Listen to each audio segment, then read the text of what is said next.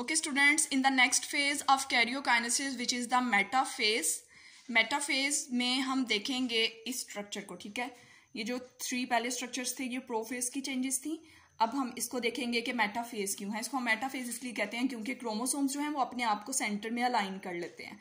इस वजह से इनमें एक प्लेट बन जाती है सेंटर में। इस बेस पे हमने इसको मेटाफेज कहा है। ठीक है, मेटाफेज में आप ये देखेंगे, फर्स्ट पॉइंट आपका ये होगा कि जब स्पिंडल फाइबर्स सफिशिएंट लेंथ तक ग्रो कर जाते हैं, जब स्पिंडल फाइबर्स में ग्रोथ स्टार्ट हो चुकी है। ठीक है, सम स्पिंडल फाइबर्स को काइनेटोकोर फाइबर्स भी कहते हैं।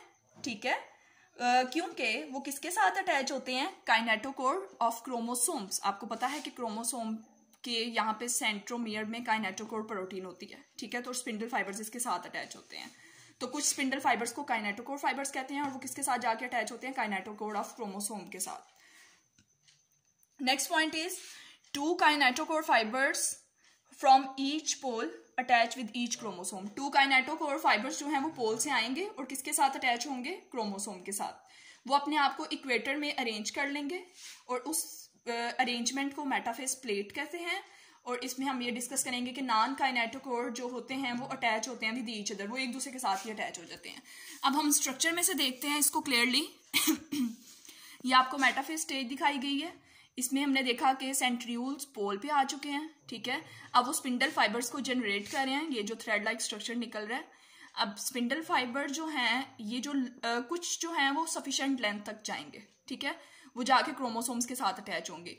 जिनकी लेंथ इंक्रीज हो रही है उनको काइनेटोकोर स्पिंडल कहते हैं, और जिनकी लेंथ इतनी सी है, ये आगे तक ग्रो नहीं करके जा रही, इसमें सफिशिएंट ग्रोथ नहीं हुई, तो इनको नॉन काइनेटोकोर स्पिंडल कहते हैं। ठीक है, अब ये जो काइनेटोकोर स्पिंडल हैं ये किसके साथ अटैच हो रहे हैं, with the kinetochore of chromosome, जो कि हमारा पहला पॉइंट था कि अगर स्पिंडल फाइबर सफिशिएंट जो है वो ग्रो कर चुके हैं तो वो काइनेटोकोर फाइबर्स कहलाते हैं और वो क्रोमोसोम के काइनेटोकोर के साथ अटैच होते हैं। नेक्स्ट हमने बात की कि 2 काइनेटोकोर फाइबर्स जो होते हैं ना ईच पोल में, वो क्रोमोसोम के साथ अटैच हो जाते हैं। ठीक है, अब हम बात करेंगे नेक्स्ट कि आपको नजर आ रहा है क्रोमोसोम इक्वेटर में अरेंज हो चुके हैं। ठीक है, इस सेंटर में वो एक प्लेट बनाते हैं जिसको मेटाफेज प्लेट कहते हैं। और ये जो शॉर्ट फाइबर्स आपको नजर आ रहे हैं जिनको नॉन काइनेटोकोर स्पिंडल कहते हैं, तो ये एक दूसरे के साथ ही अटैच हो जाते हैं। ठीक है जी, next phase of the karyokinesis is the anaphase. ये सबसे क्रिटिकल फेज होती है। ठीक है, अब एनाफेज की जो फर्स्ट हेडिंग आप बनाओगे वो है contraction of kinetochore spindle fibres. इस फेज में बच्चे आगे क्या होता है, जैसे आपको ये डायग्राम नजर आ रही है, इसमें कॉन्ट्रैक्शन होगी स्पिंडल फाइबर्स की। ये स्पिंडल फाइबर्स कॉन्ट्रैक्ट होते हैं। ठीक है, ये वापस जो है वो सेंट्रोसोम की तरफ जा रहे हैं। अब जिस पॉइंट से ये ओरिजिनेट हुए थे उसी पॉइंट पे ये वापस खींचे जा रहे हैं, पुल बैक हो रहे हैं। ठीक है, इसको कहते हैं कि ये काइनेटोकोर स्पिंडल फाइबर्स में कंट्रैक्शन हुई। ठीक है, इसके बाद दूसरी चेंजेस में क्या आया, elongation of non kinetochore spindle fibres. अब यहाँ पे नॉन काइनेटोकोर स्पिंडल फाइबर्स थे जो ज्यादा सफिशिएंट जो है वो लिमिट तक एक्सटेंड नहीं करके गए थे, तो उनकी जो है वो अब इलोंगेशन हो रही है, वो इलोंगेट कर रहे हैं, और जो काइनेटोकोर स्पिंडल फाइबर्स थे वो कॉन्ट्रैक्ट कर रहे हैं। नेक्स्ट क्या होगा, सेपरेशन ऑफ सिस्टर क्रोमाटिड्स। अब यहाँ पे सिस्टर क्रोमाटिड्स अटैच फॉर्म में थे, अब एनाफेज में आके सिस्टर क्रोमाटिड्स सेपरेट हो चुके हैं। अब ये सिस्टर क्रोमाटिड्स नहीं कहला रहे, अब हम इनको सिस्टर क्रोमोसोम कहेंगे, क्योंकि ये पुल्ड बैक होके अपने रिस्पेक्टिव सेंट्रोसोम की तरफ चले गए हैं। ये इस तरफ आ गए हैं जहां से ओरिजिनेट हुए थे, और ये इस तरफ को आ रहे हैं जहां से ये ओरिजिनेट हुए थे। Okay, the last stage of karyokinesis is the telophase. This is actually reversal to the prophase. ये प्रोफेज का उल्ट है। ठीक है, अब इसमें हम देखते हैं कि कैसे ये उससे अपोजिट है। आपको पता है कि प्रोफेज में क्रोमैटिन की फॉर्म में मटेरियल पड़ा हुआ था, बाद में जाके जो है वो हाईली ऑर्डर्ड फॉर्म में आया, फिर उसके बाद जो है वो न्यूक्लियर मेम्ब्रेन रप्चर हो गई थी, तो जो स्पिंडल फाइबर्स के साथ क्रोमोसोम्स हैं वो अटैच हो गए थे। अब हम देखते हैं यहाँ पे क्या होगा। अब जो वहां पे सब कुछ डिसइंटीग्रेट हुआ था यहाँ पे आके दोबारा से बन जाएगा। अब क्या होगा, फॉर्मेशन ऑफ न्यूक्लियर इनवेलप।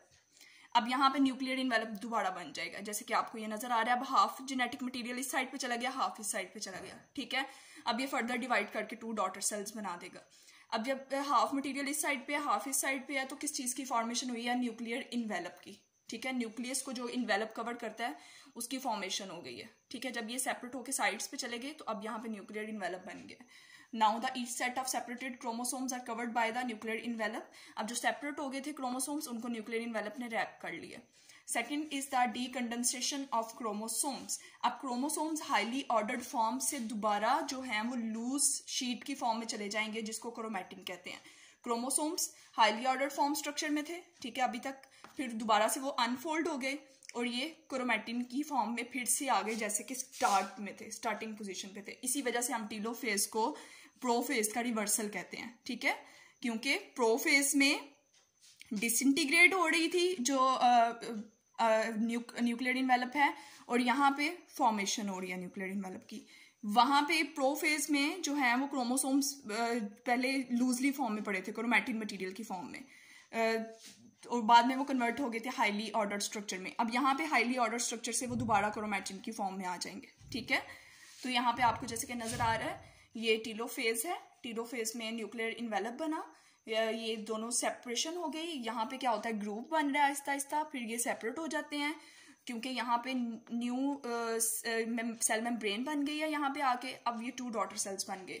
तो इसी प्रोसेस को हम क्या कहते हैं, माइटोसिस, कि एक पेरेंट सेल ने फर्दर 2 डॉटर सेल्स बनाए और जितने पेरेंट सेल में क्रोमोसोम थे उतने ही डॉटर सेल्स में क्रोमोसोम्स होंगे। ये जो लास्ट स्टेज आपको दिखाई गई है ये सेपरेशन इस वजह से हुई क्योंकि यहाँ तक आके न्यूक्लियर डिवीजन कैरियोकाइनेसिस कंप्लीट हो गई। ये जो फर्दर स्टेप है लास्ट वन, ये साइटोकाइनेसिस का स्टेप है, ठीक है। इसमें साइटोप्लाज्म डिवाइड कर रहा है, सेल के अंदर एक लिक्विड मटेरियल होता है, जब वो डिवाइड करेगा तो फिर दोनों सेल्स जो हैं वो फर्दर 2 डॉटर सेल्स बन जाएंगे हमारे पास। This is the overall view of mitosis. Now note your diary. यहाँ पे हमें सेल का स्ट्रक्चर दिखाया, उसमें दिखाया कि पहले क्रोमोसोम जो है वो क्रोमैटिन मटेरियल की फॉर्म में था, अब ये हाईली ऑर्डर्ड स्ट्रक्चर में कन्वर्ट हो रहा है जिसको क्रोमोसोम्स कहते हैं, ठीक है। और पहली फेज जो फर्स्ट फेज है कैरियोकाइनेसिस की वो प्रोफेज है। ये सेंट्रोसोम्स हैं जो कि न्यूक्लियस के एक्सटीरियर साइड पे प्रेजेंट होते हैं, न्यूक्लियस के अंदर न्यूक्लियोलस प्रेजेंट है। अब यहाँ पे क्या होगा, सबसे प्रो का मतलब है जो पहले हो रही है मेटाफेज में, प्रो मेटाफेज में ये क्या होगा जी, सेंट्रियूल्स जो हैं वो जाएंगे ऑपोजिट साइड्स पे और यहाँ से माइक्रोट्यूब्यूल्स जो हैं वो ओरिजिनेट होंगी, ये स्पिंडल फाइबर्स बनाएंगी, ठीक है, क्योंकि उसमें प्रेजेंट साइटोप्लाज्म में प्रेजेंट ट्यूब्यूलिन प्रोटीन के साथ मिलकर इन्होंने ये बनाया था। अब ये काइनेटोकोर पॉइंट के साथ आके ज्वाइन कर जाएंगी क्रोमोसोम के साथ, क्रोमोसोम के सेंट्रोमियर के साथ। ये स्पिंडल फाइबर्स हैं जो कि अटैच हो रहे हैं, जो अटैच हो जाएंगे उनको काइनेटोकोर स्पिंडल कहते हैं, जो कि काइनेटोकोर ऑफ क्रोमोसोम के साथ अटैच होते हैं। अब ये इक्वेटर में अरेंज हो गए, अरेंजमेंट, इस अलाइनमेंट को हम उसको हमने मेटाफेज कहा था। नेक्स्ट फेज जो है वो एनाफेज है। एनाफेज में देखें सेपरेशन हो रही है, ठीक है। जो शॉर्ट वाले थे नॉन काइनेटोकोर स्पिंडल उन्होंने ग्रो किया, उन्होंने आके अटैच किया, और जो काइनेटोकोर स्पिंडल थे वो कॉन्ट्रैक्ट हुए। इस वजह से क्रोमोसोम्स जो हैं वो अपोजिट पोल पे जा रहे हैं। अब इसको एनाफेज कहते हैं, ठीक है। अब ये जेनेटिक मटेरियल जो है वो सेल्स के पोल जहाँ से ये ओरिजिनेट हुए थे स्पिंडल फाइबर्स, वहाँ पे दोबारा बैक जा रहे हैं उसी पोजीशन पे। Last stage of the mitosis is telophase, ठीक है। अब टीलोफेज में क्या होगा, मटेरियल जो है वो ये रिवर्सल होती है, एक्चुअली प्रोफेज का रिवर्स है ये। अब यहाँ पे क्या हुआ जी, दोबारा से ये फॉर्मेशन हो गई न्यूक्लियर इन्वेलप की। अब जेनेटिक मटेरियल इसके अंदर प्रेजेंट है, अब दोबारा से आपको इसके अंदर न्यूक्लियोलस नज़र आ रहा है, ठीक है जी। अब नेक्स्ट लास्ट स्टेज जो है वो साइटोकाइनेसिस होती है, जो कि हम नेक्स्ट लेक्चर में देखेंगे कि साइटोप्लाज्म डिवाइड करेगा और फर्दर जो है वो 2 डॉटर सेल्स बन जाएंगे। पेरेंट सेल ने डिवाइड किया और ये साइटोकाइनेसिस में फर्दर 2 डॉटर सेल्स बन गए।